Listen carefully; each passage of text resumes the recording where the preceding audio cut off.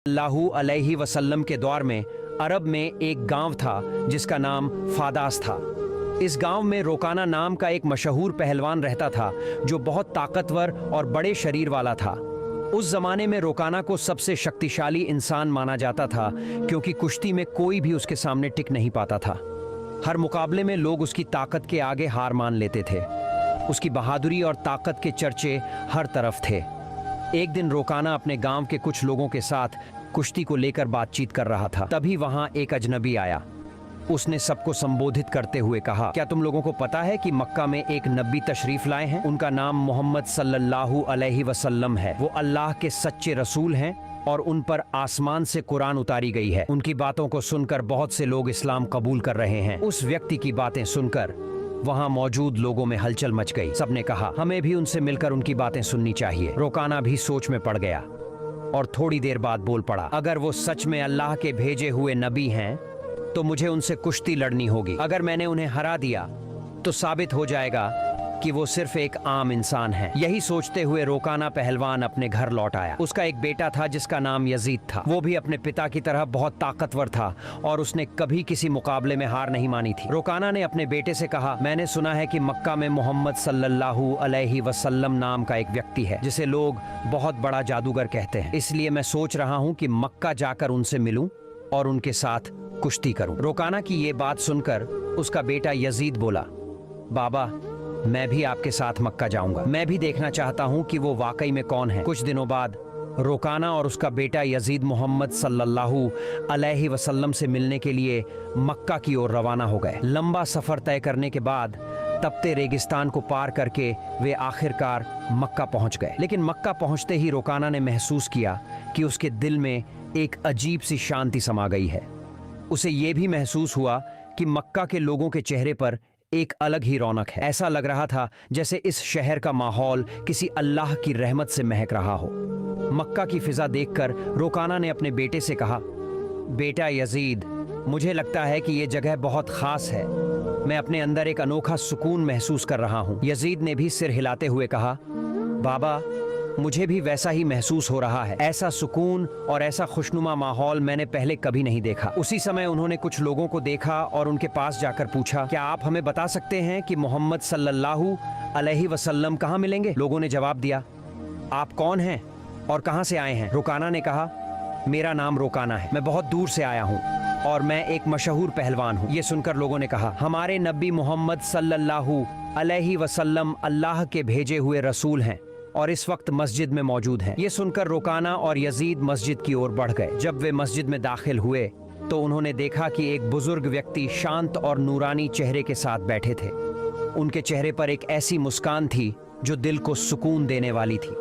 ऐसा लग रहा था जैसे वो सभी का स्वागत कर रहे हों। रोकाना ने ध्यान से देखा और समझ गया कि यही वही व्यक्ति हैं जिनके बारे में उसने सुना था। वह उनके पास गया और आदर के साथ सलाम करते हुए बोला, हे मोहम्मद, क्या आप वही व्यक्ति हैं जिनके बारे में लोगों से सुना है? लोग कहते हैं कि आप अल्लाह के भेजे हुए रसूल हैं। मोहम्मद सल्लल्लाहु अलैहि वसल्लम ने बड़े ही नर्म लहजे में जवाब दिया, वालेकुम अस्सलाम। हाँ, तुमने सही सुना है, लेकिन तुम कौन हो और कहां से आए हो? रोकाना ने गर्व से कहा, मैं बहुत दूर से आपकी तलाश में आया हूं। मेरा नाम रोकाना है और मैं इस दौर का सबसे ताकतवर पहलवान हूँ। अब तक मैंने कभी किसी कुश्ती में हार नहीं मानी। रसूल पाक सल्लल्लाहु अलैहि वसल्लम ने मुस्कुराते हुए कहा, रोकाना पहले बैठो, फिर हम बातें करेंगे। रोकाना सोचने लगा कि यह शख्स आखिर मुझसे क्या बात करना चाहते हैं। तभी मोहम्मद सल्लल्लाहु अलैहि वसल्लम ने बड़ी ही नरमी से कहा, रोकाना अल्लाह से डरो। तुम्हारे जिस्म में जो ताकत है वह उसी अल्लाह ने दी है जिसने तुम्हें इतना बड़ा पहलवान बनाया है। उसी महान अल्लाह के आगे सिर झुकाओ, उसी पर ईमान लाओ और मुझे उसका रसूल मानो। रोकाना ने हैरानी से कहा, हे मोहम्मद, आप क्या कह रहे हैं? मैं यहाँ सिर्फ कुश्ती लड़ने आया हूँ। मैंने सुना है कि आप अल्लाह के भेजे हुए रसूल हैं और आपके पास कोई खास ताकत है। इसी वजह से मैंने सोचा कि मैं आपके साथ कुश्ती करूँ। लेकिन आप तो मुझे इस्लाम अपनाने की बात कर रहे हैं। दयालु नबी मोहम्मद सल्लल्लाहु अलैहि वसल्लम ने नरमी से कहा, रोकाना, तुम मेरे साथ कुश्ती लड़ना चाहते हो, लेकिन यह मेरा काम नहीं है। कुश्ती लड़ना पहलवानों का काम है। और मैं कोई पहलवान नहीं हूँ। रोकाना हंसते हुए बोला, हे मोहम्मद, मैं ये बातें सुनने नहीं आया हूँ। मैंने सुना है कि आप बहुत ताकतवर हैं और आपको जादू भी आता है। अगर आप सच में अल्लाह के रसूल हैं तो अपनी ताकत से मुझे कुश्ती में हरा कर दिखाइए। मोहम्मद सल्लल्लाहु अलैहि वसल्लम मुस्कुराए और बोले, रोकाना, तुम इतनी जिद कर रहे हो, इसलिए मैं तुम्हारे साथ एक शर्त पर कुश्ती लड़ने के लिए तैयार हूँ। रोकाना ने उत्सुकता से पूछा, क्या शर्त है? नबी सल्लल्लाहु अलैहि वसल्लम ने फरमाया, अगर तुम कुश्ती में मुझसे हार गए तो तुम्हें इस्लाम कबूल करना होगा और मुझे अल्लाह का भेजा हुआ रसूल मानना होगा। रोकाना यह सुनकर सोच में पड़ गया, यह एक आम आदमी मुझे कैसे हरा सकता है? मेरी चौड़ी छाती, मजबूत हाथ, पैर और गजब की ताकत के सामने यह मामूली इंसान नहीं टिक पाएगा। मैं दुनिया का सबसे ताकतवर पहलवान हूं और आज तक कोई मुझे हरा नहीं सका। यह तो पहलवान भी नहीं है, फिर यह मेरी बराबरी कैसे करेगा? यही सोचकर रोकाना ने मोहम्मद सल्लल्लाहु अलैहि वसल्लम का मजाक उड़ाया और घमंड भरे स्वर में बोला, ठीक है, मैं तुम्हारी शर्त मानता हूं। अगर तुम मुझे हरा देते हो तो मैं तुम्हें अल्लाह का रसूल मान लूंगा और इस्लाम कबूल कर लूंगा। इसके बाद कुश्ती के लिए एक बड़ा मैदान तैयार किया गया। मक्का और आसपास के इलाकों से लोग यह मुकाबला देखने के लिए उमड़ पड़े। हर कोई उत्सुक था कि क्या होगा। लोग जानते थे कि रोकाना अपनी ताकत के लिए मशहूर है, लेकिन वे यह भी देखना चाहते थे कि मोहम्मद सल्लल्लाहु अलैहि वसल्लम कैसे मुकाबला करेंगे। फिर सही समय पर मुकाबला शुरू हुआ। दयालु नबी मोहम्मद सल्लल्लाहु अलैहि वसल्लम और रोकाना मैदान में उतरे। रोकाना ने हमला करने के लिए कदम बढ़ाया, लेकिन तभी नबी सल्लल्लाहु अलैहि वसल्लम ने बड़ी आसानी से रोकाना को पकड़कर एक झटके में उठा लिया और जमीन पर पटक दिया।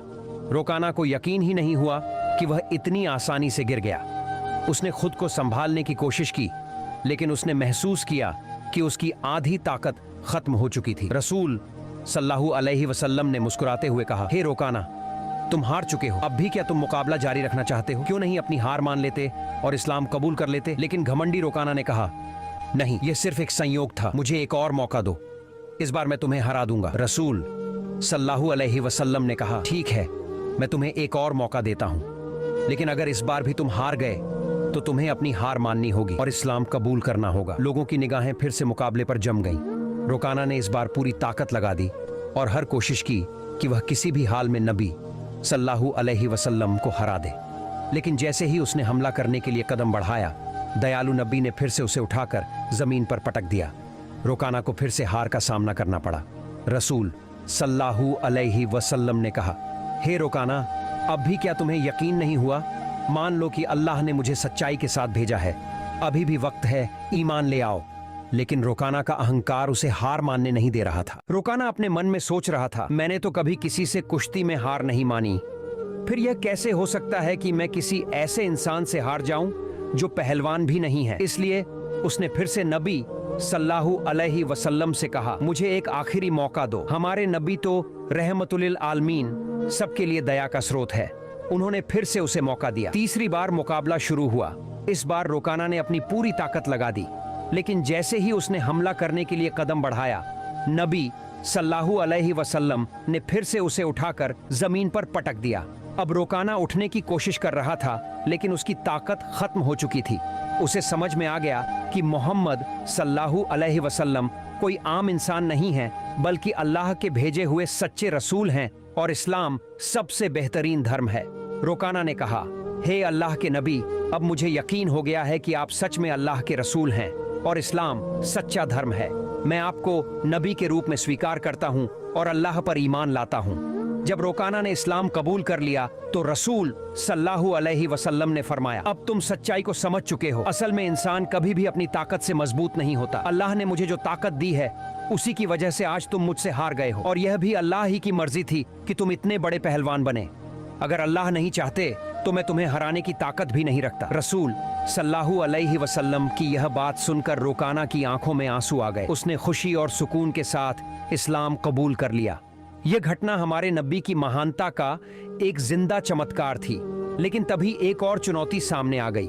रोकाना का बेटा यजीद, जो खुद भी एक मशहूर और ताकतवर पहलवान था, अपने पिता की हार को स्वीकार करने के लिए तैयार नहीं था। उसके अंदर एक अजीब सा आत्मविश्वास था, जो उसे अपने पिता की हार का बदला लेने के लिए उकसा रहा था। यजीद ने गुस्से और जोश में भरकर रसूल सल्लल्लाहु अलैहि वसल्लम को ललकारा। आपने मेरे पिता को कुश्ती में हराकर यह साबित कर दिया कि आप असाधारण इंसान हैं, लेकिन मैं आपकी ताकत को अब परखना चाहता हूं। क्या आप मेरे साथ कुश्ती लड़ेंगे? रसूल सल्लल्लाहु अलैहि वसल्लम ने यजीद की आंखों में देखा और समझ गए कि उसके दिल में अब भी संदेह बाकी है। उसे ईमान की रोशनी की जरूरत थी, इसलिए उन्होंने मुस्कुराते हुए उसका चैलेंज स्वीकार कर लिया। यजीद ने खुद को लड़ाई के लिए तैयार किया। वह भी अपने पिता की तरह ताकतवर था और उसने कभी किसी से हार नहीं मानी थी। उसके मन में एक ही बात चल रही थी कि वह मोहम्मद सल्लल्लाहु अलैहि वसल्लम को हराकर अपने पिता की हार का बदला लेगा और अपने परिवार की इज्जत वापस पाएगा। जब कुश्ती शुरू हुई तो यजीद ने अपनी पूरी ताकत लगा दी और हजरत मोहम्मद सल्लल्लाहु अलैहि वसल्लम पर हमला किया, लेकिन हमारे नबी ने हर एक वार को आसानी से रोक लिया। यजीद हैरान रह गया। फिर रसूल सल्लल्लाहु अलैहि वसल्लम ने उसे एक मौका दिया ताकि वह अपनी पूरी ताकत आजमा सके। यजीद ने पूरी ताकत से हमला किया, लेकिन इस बार भी रसूल सल्लल्लाहु अलैहि वसल्लम ने उसे जमीन पर गिरा दिया। यजीद का शरीर इतनी जोर से जमीन से टकराया कि उसे लगा जैसे उसकी हड्डियां टूट गई हों। उसने फिर से उठने की कोशिश की, लेकिन उसके पैरों में ताकत नहीं बची थी। उसने जब नबी सल्लल्लाहु अलैहि वसल्लम की तरफ देखा तो उनके चेहरे पर एक सुकून भरी मुस्कान थी। फिर हमारे नबी ने उसका हाथ पकड़कर कहा, ओ यजीद, तुम वाकई बहादुर हो, लेकिन याद रखो कि असली ताकत अल्लाह रब्बुल आलमीन के हाथ में है। यजीद ने देखा कि अल्लाह ने अपने नबी को कितनी ताकत दी है। नबी सल्लल्लाहु अलैहि वसल्लम ने यजीद से पूछा, क्या अब भी तुम्हारे दिल में कोई शक बचा है? ये सुनते ही यजीद की आंखों से आंसू बहने लगे। उसने हजरत मोहम्मद सल्लल्लाहु अलैहि वसल्लम के सामने आत्मसमर्पण करते हुए कहा, हे अल्लाह के रसूल, आज मैंने अपनी जिंदगी का सबसे बड़ा सबक सीखा है। मैं गवाही देता हूं कि अल्लाह के सिवा कोई पूजनीय नहीं और आप अल्लाह के सच्चे नबी हैं। इसके बाद रुकाना और यजीद के इस्लाम कबूल करने की खबर पूरे अरब में फैल गई। कुछ दिन बाद मदीना का एक गैर मुसलमान युवक नबी सल्लल्लाहु अलैहि वसल्लम के पास आया और उसने अपमानजनक सवाल किया। उसने कहा, हे मोहम्मद, क्या आपने दावा किया है कि आप अल्लाह के भेजे गए नबी हैं? और क्या आपके पास अल्लाह की तरफ से कोई दिव्य संदेश आता है? अगर आप सच्चे नबी हैं तो कुछ ऐसा करके दिखाइए जो आम इंसान नहीं कर सकता। नबी सल्लल्लाहु अलैहि वसल्लम ने शांति से कहा, मैं कुछ नहीं करूंगा, तुम बस उस पेड़ के पास जाओ और कह दो कि अल्लाह के भेजे हुए नबी तुम्हें बुला रहे हैं। युवक उत्सुकता और जिज्ञासा के साथ पेड़ के पास गया और कहा, हे पेड़, तुम्हें अल्लाह के नबी बुला रहे हैं। जैसे ही उसने ये कहा, पेड़ कांपने लगा। सबने देखा कि पेड़ ने अपनी जड़ों को जमीन से निकाल लिया और धीरे धीरे उछलता हुआ नबी सल्लल्लाहु अलैहि वसल्लम की ओर बढ़ने लगा।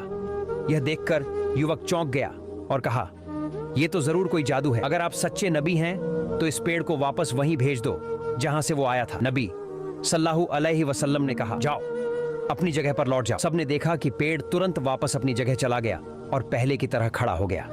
यह देखकर युवक जोर से बोला, अशहदु अल्लाह इलाहा इल्लल्लाह व अशहदु अन्ना मुहम्मदुर रसूलुल्लाह, जिसका मतलब है, मैं गवाही देता हूं कि अल्लाह के सिवा कोई पूजनीय नहीं और मोहम्मद सल्लल्लाहु अलैहि वसल्लम अल्लाह के सच्चे नबी हैं। इसके बाद उस युवक ने न सिर्फ इस्लाम कबूल किया बल्कि अपने पूरे परिवार को भी मुसलमान बना लिया। हमारे नबी सल्लल्लाहु अलैहि वसल्लम की पूरी जिंदगी ऐसे अनगिनत चमत्कारों से भरी हुई है।